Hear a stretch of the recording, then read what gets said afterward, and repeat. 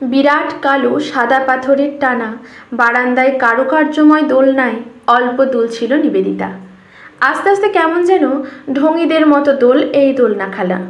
একদম মাটিতে পা দিতেই মুহূর্তে আকাশে না উঠতে পারলে আবার দোলা নাকি। এর চেয়ে ওর বাপের বাড়ির মস্ত আম গাছে টাঙানো দড়ির দোলনায় দুলে সুখ। একটা বস্তা অথবা ঘরের একটা আসন ভাঁজ করে বসো, আসে মুহূর্তে আকাশের মতো উঁচুতে উঠে যাও। তা নয়, এই 3 মহলা বাড়ির বিরাট বারান্দায় এই চতুর্দোলার মতো টাঙানো সুন্দর ধাতুর নকশা, এটা দোলনা? ছ্যা! মুখের মধ্যে ভর্তি অর্ধেক চেবানো পেয়ারাগুলো বাঁধানো উঠানোয় ফেলতে গিয়ে নিবেদিতা থমকালো। এইখানে এই অপকর্ম করার প্রতিফলে শাওরি তার সাথে ভালো করে কথা কননি 3 দিন গত সপ্তাহে। ও শুধু বলেছিল বিষে পরিষ্কার করে দেবে, নয়তো নিবেদিতাও করতে পারে, ওর লজ্জা নেই কাজে। তাতে শাওরি লাল মুখে বলেছিল, বিষে তোমার গুরুজন, তোমার চেয়েও বড় হতে পারে তাদের অন্নপুষ্ট, কিন্তু এঁটো ফেলার মতো ছোট কাজে তাকে কিছুতেই ডাকা যাবে না। আর নিবেদিতা পরিষ্কার করতেই পারে, তাতে যদি তার মানে না লাগে। বেশিরভাগ অপকর্ম যেগুলো মানুষ করে সেগুলো তারই সংশোধন করা উচিত। ঝাঁটা হাতে উঠোনে নেমে সেগুলো তুলতে যেতেই তুহিনা এসে সেটা কেড়ে নিয়ে বলেছিল, আরে যাও বৌদি, আমি পরিষ্কার করে দেবো ক্ষণ। আমরা থাকতে তুমি কেন কাজ করবে বৌদি? শাওরি চোখে আগুন রেখে ঘরে দৌড় দিয়েছিল। আশ্বিনের মাঝামাঝি। সুরজিৎ এখন ব্যস্ত জমিদারির হিসেবে, মুরালি কাকাও ওদের দক্ষ নায়েব। আজ থেকে নয়, ওর বাবার সময় থেকে। ইছাইপুরের ওদের প্রজা বিভীষণ বেশ কয়েকবার খাজনা দেয়নি। বিভীষণ ওদের দুঃসম্পর্কের আত্মীয় বটে, তাই কটু কথা বলা যায় না। আতান্তর নেই, ছোটোখাটো জমিদার গোছেরই সে, কিন্তু বড় বেয়াদব। আইন নিয়মের তোয়াক্কা করে না, নিষ্ঠুরতা মুখের প্রতিটি রেখায়। সে বিজয়াতে আজকাল একখানি পত্র ও বিজয়া দেবীকে উল্লেখ করে লেখে না। সুরজিৎ অনুযোগ করলে ওর মা হাত নেড়ে বলেন, ভারী তো পত্র, ও দিয়ে আনুগত্য প্রকাশ করতে চাইলে তিনি চান না বিভীষণ সেটা তাকে পাঠাক। মন থেকে সম্মান করলে প্রণামও যথেষ্ট নয়। সুরজিৎ কাল কালু সর্দারকে পাঠিয়েছিল বিভীষণের দরবারে। কালুকে অপমান করে সে ফেরত পাঠিয়েছে এবং বলেছে খাজনা তো সে দিয়েই দেবে না। সুরজিৎ কিভাবে জমিদারি বজায় রাখে সেটাও সে দেখবে বইকি। কালু জানিয়েছে সে নাকি তন্ত্র সাধনা করে আজকাল। মাদকাসক্ত অকাথ্য জীবন তার। সুরজিৎ বুঝল মায়ের সাথে গুঁড়ো পরামর্শের দিন এসেছে। সংসারের বিষয়ে সে ঢোকে না। পিতার মৃত্যুর পরে মাই তাকে একা হাতে কীভাবে মানুষ করেছেন, জমিদারি সামলেছেন, ভাবলে সে অবাক হয়। এতগুলো ঠাকুর চাকর কাউকেই কটু কথা বলেননি, কিন্তু কড়া শাসন তার প্রতি পদক্ষেপে। অথচ নিবেদিতাকে নিয়ে মা আতান্তরে পড়েন। গরিবের লক্ষ্মীমন্ত্র মেয়েটাকে দেখেই মা এক বস্ত্রে ঘরে এনেছিলেন। বলেছিলেন ও যেদিন পোষ মানবে সেদিন আরেকজন বিজয়ার জন্ম হবে। ও বুনোটিয়া, এখনো বাধা পড়তে চায় না। সুরজিৎ জানে নিবেদিতারও কষ্ট হয় এমন বাধা জীবনে। মেয়েটার মনে আর মুখে এক আগল নেই, তাই তো মাও বড় কষ্ট পান। কিন্তু একদিন নিশ্চয়ই সে মায়ের মনে জায়গা করবে। মায়ের চোখ জহুরির চোখ। সন্ধ্যাবেলায় মাতা পুত্রে খুব পরামর্শ হলো। বিজয়া দেবী বিভীষণের গতি প্রকৃতি নিয়ে এতদিন ভাবিত ছিলেন না, কিন্তু সে তন্ত্রবিদ্যা ধরতে শুনে ক্ষুণ্ণ হলেন। বাড়িতে এত জাগ্রত মা কালীর আসন হোক ভিন্ন শেষে সে তো সকলেই এক সূত্রে গাঁথা। কোনো এক কারণে বিভীষণের পিতামহকে জমিদারির বাটোয়ারা দিয়ে আলাদায় ঠাঁই করা হয়েছিল। সৌজন্যে বেঁধে তারা বিজয়া দেবীদের খাজনা দিতেন, সেটাই রীতি হয়ে দাঁড়িয়েছিল। কিন্তু এই বিভীষণ শিশুকাল থেকেই ভিন্ন প্রকৃতির, কাউকেই তোয়াক্কা করেনি। আজকাল এতটাই বেয়াদব হয়েছে ভেবেই কেমন ম্লান হয়ে ওঠেন বিজয়া দেবী। হঠাৎ বলে ওঠেন, আমাকে গুরুদেবের কাছে পাঠাবাপ, দেখি ওনার আশীর্বাদটুকু আনতে পারি যদি। এখন পাঠালে দীপাবলির আগে ফেরত আসতে পারবো। কাশি? হ্যাঁ বাপ, কিন্তু মা তোমার আজকাল ভোরের দিকে যে কাশি হয়, কবরেজ মশাই কি বলে দেখি, তারপরে না হয়। না, আমার কবরেজ পরামর্শ পরে হবে, কাশি যাবার ব্যবস্থা হোক আগে। সুরজিৎ দীর্ঘ নিঃশ্বাস ফেলে উঠে দাঁড়ায়। মা এমন অটল অর্থ তিনি মনস্থির করেই ফেলেছেন। আর সুরও একটু বিনিতাকে খবর দাও, ওকে আমার অবর্তমানে সংসারের সব দায় দিয়ে যেতে চাই। বিনিতা? খুড়িমা কেন? যা বলছি করো। এ তো তোমার প্রশ্ন রাখার অর্থ নেই বাছা। বিভীষণের মা ছাড়াও আর তার অন্য পরিচয়, সেও এ বাড়িরই বধূ। আর তোমার বউয়ের যেমন আচরণ, তাতে বিনিতা ওকে ভালোভাবে সামলাবে আমার বিশ্বাস। বিনিতা খুড়িমা সত্যি ভিন্ন প্রকৃতির নরম মহিলা। বিভীষণ যে তারই পুত্র বোঝা দেয়। প্রতিবার শ্যামা পূজায় তার প্রত্যক্ষ অংশগ্রহণ থাকে। নাড়ুতাত্তি বিভিন্ন ভিন্ন পারিবারিক মিঠাই পট্টবস্ত্র পরিধান করে নিজের হাতে মায়ের সঙ্গে প্রস্তুত করেন। নরম কোমল প্রাণা বুক ফাটলেও কখনো মায়ের কাছে পুত্রের বিরুদ্ধে কিছু উত্থাপন করেন না, কিন্তু চোখ জলজল করে পুষ্করিণীর মতো। খবর দেওয়ার আদেশ বহন করে মায়ের ঘর ছাড়ে সুরজিৎ। যাবার দিনে মনদা দাসী পোটলা পুটলি মোটর গাড়িতে তুলে মাকে স্টেশনে পৌঁছে দিতে প্রস্তুত হয় সুরজিৎ। মনটা বড্ড ভারী। মায়ের শরীরের গতিক সুবিধার নয়। মনের কষ্ট মুখে তো কখনো জানান না মা। বিনিতা খুড়ি মায়ের কাছে যাবতীয় খুঁটিনাটি শুনে ঘাড় হেরিয়ে বলে, যাও দিদি, আমি যেন তোমার সংসার আর তোমার মর্যাদা রাখতে পারি। আমি জানি তুমিই পারবে। শুধু নিবেদিতাকে একটু নরমে দেখো ভাই, সে আমাকে ভুল বোঝে। জমিদার বাড়ির অন্তরে তার প্রতিষ্ঠা চায়, সেভাবে অন্য। আসলে কেউ ওকে খারাপ বললে যে আমার আগে ভাই। তুমি সাবধানে যাত্রা করো দিদি, আমি রইলাম। পরদিন সন্ধ্যার মুখে মুখে সন্ধ্যাবাতি ঠাকুর দালানে দেখিয়ে ফিরছিল বিনিতা। বেদিতে মা কালীর 5 পোয়া মাপের কোষ্ঠী পাথরের মূর্তি, শালঙ্কারা অপরূপা। এই মূর্তি বহু প্রাচীনা। শুনেছেন বহু অসম্ভব সাধিত হয়েছে মায়ের আশীর্বাদে। স্পষ্ট মনে হলো পিছে কেউ, বিরাট চেহারার কেউ। বিনিতা থমকালেন, কিন্তু ভয় তারও রক্তে নেই। জমিদারের রক্ত তার রক্তে। আর তাছাড়া এবাড়িও তার অচেনা নয়, অলিগলি সব চেনা। তার শরীর এই কথাটি বিজয়া দেবী কখনো বুঝতে দেন না, কিন্তু আজকাল পুত্রের আচরণ শঙ্কিত তিনিও। ভারী গলায় বললেন, কে? অনেকক্ষণ শব্দ নেই। তারপরে পা ঘষতে যেন অতি সন্তর্পণে ওপরে নতুন বউয়ের ঘরের দিকে কেউ এগিয়ে চলেছে। বিনিতা দেবী গলা উঁচুতে তুলে বললেন, কে কোথায় আছো? বৌমার ঘরের আলোগুলো জ্বালাও। তাকে বলো আমি আসছি তার ঘরে।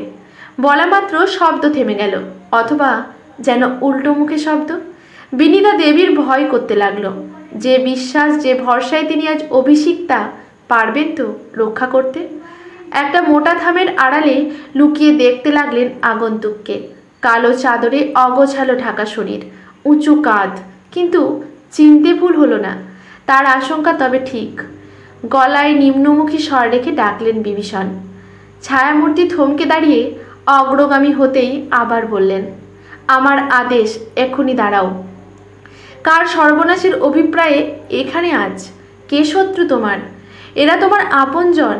এদের মধ্যে কারোর ক্ষতি অর্থ তোমার আমার ক্ষতি। না মা, তোমাকে আমি কখনো বোঝাতে পারবো না। এরা আমাদের শরিক, আমার আত্মীয় নয়। আমি এসেছি ডিম্পনার খোঁজে। আষ্টে গন্ধ পাওনি? অমাবস্যায় ভোগ দেব আমার উপাস্যকে। ডিম্পনা? আষ্টে গন্ধ? চমকে উঠলেন বিনিতা দেবী।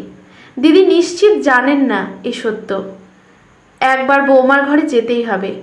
যদি আমার আশঙ্কা সত্য হয়, যেন প্রাণ দিয়ে তাকে আমি রক্ষা করব, অন্তত দিদি আসা পর্যন্ত।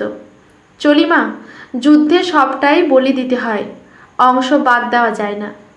মুহূর্তে মিলিয়ে যায় সে আগন্তুক। সারা বাড়ি তন্ন তন্ন করে খোঁজার পরেও তার হদিশ পাওয়া যায় না। বাতিদানগুলো স্বল্প আলোতে অন্ধকার অংশই যেন বেশি। সত্যি বলো নিবেদিতা, আমার কাছে লুকিও না। সুরজিৎ জানে? কতদিন হলো? লক্ষ্মী মা, বলো। নিবেদিতা বিনিতাকে স্বল্প পরিচয়ে গহন সত্য বলতে চাননি, কিন্তু মা শব্দের অতলে ডুবে বলে, সত্য। মাস 2 খুড়িমা। দিদিকে বলিসনি কেন হতভাগী? হয়তো যাত্রা বন্ধ রাখতেন। ভয়ে। ভেবেছিলাম বলবো, কিন্তু উনি নিয়ম কানুন এত কড়া বানান, আমার দম বন্ধ হয়। সে তোর ভালোর জন্যই।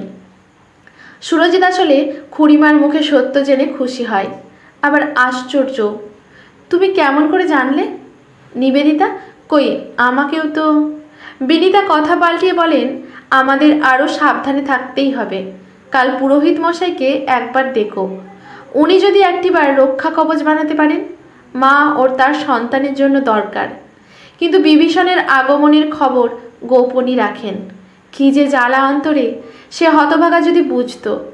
লক্ষ্মী পুজো এবারে খুবই সাদামাটাভাবে পালিত হলো। কাঠায় ধান ভরে বিনিতা দেবী ঈশ্বরের কাছে সকলের সমৃদ্ধির কামনা করলেন। মনটা আরও অস্থির হলো। একটি সাদা প্যাঁচা প্রতি বছর এই দিনে আসে, মন্দিরের চালে বসে। আজ কই এলো না সে। কাল থেকে কৃষ্ণপক্ষ শুরু হবে। পুরোহিত নিবারণ বাড়ুজ্যে বয়োবৃদ্ধ, কিন্তু তিনি প্রাজ্ঞ। তাকে তলব করা হয়েছে শুনে কোনো প্রশ্ন করলেন না, বরং এসে যখন শুনলেন নতুন বৌমা মা হতে চলেছে, তিনি বললেন তার জ্ঞাতব্য সমস্ত উপায় দিয়েই একটি রক্ষা কবচ তিনি নির্মাণ করবেন।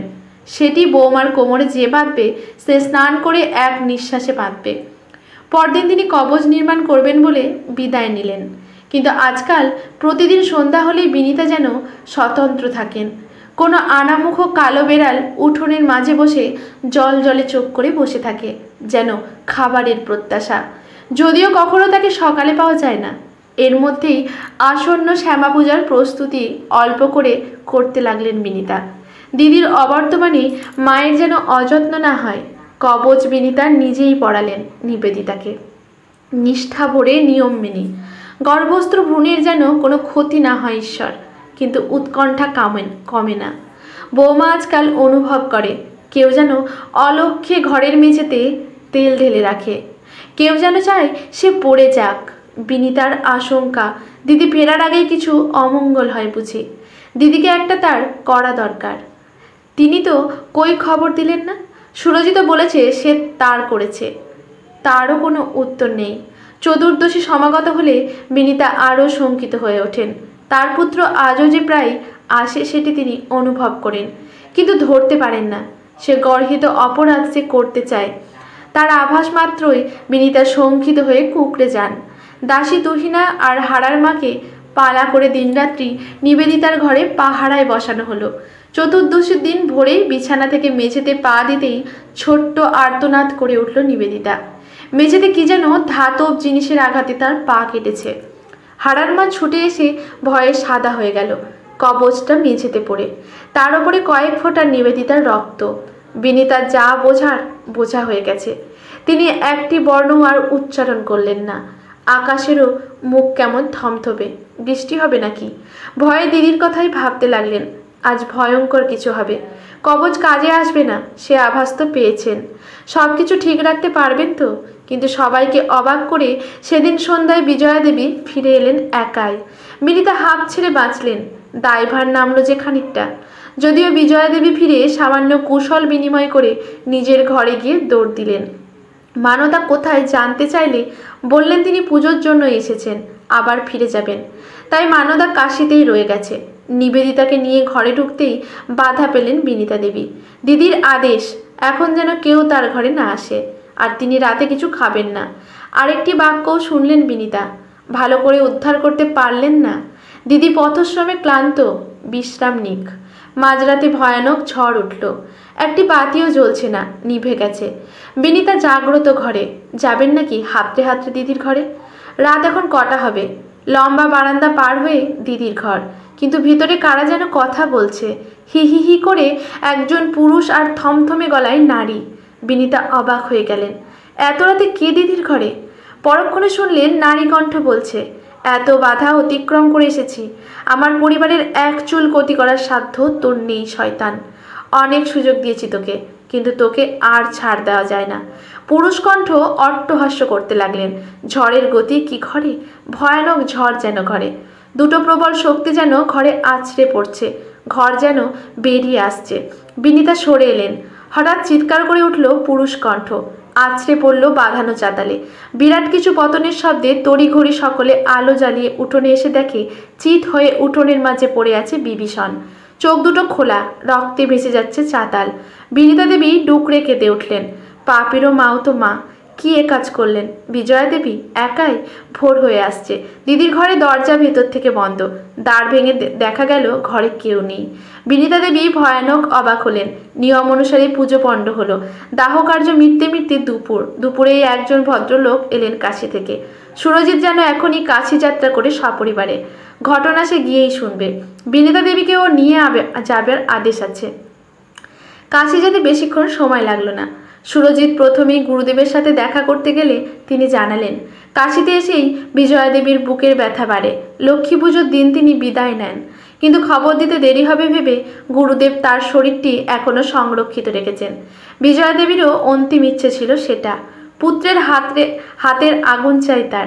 বিনীতা দেবীর উদ্দেশ্যে জানিয়ে গেছেন আজীবন তাকে সুরজিতের মায়ের মতো সংসার আগলাতে হবে। বিনীতা মনে করতে লাগলেন দিদি সেদিন কেন নিবেদিতাকে ঘরে ঢুকতে দেননি। বাক্যটি ছিল ওর শরীর আষ্টে গন্ধ, ওকে নিয়ে যা। গুরুদেবের ঘরের মেঝেতে শোয়ানো বিজয়া দেবীর দেহ, হাসিটা এখনো ঠোঁটের কোণে লেগে। আজকের গল্পটি এখানেই সমাপ্ত। ভালো লাগলে লেখকের প্রতি শ্রদ্ধা জানিয়ে একটি কমেন্ট করে যাবেন। লাইক শেয়ার করে পাশে থাকবেন। ধন্যবাদ।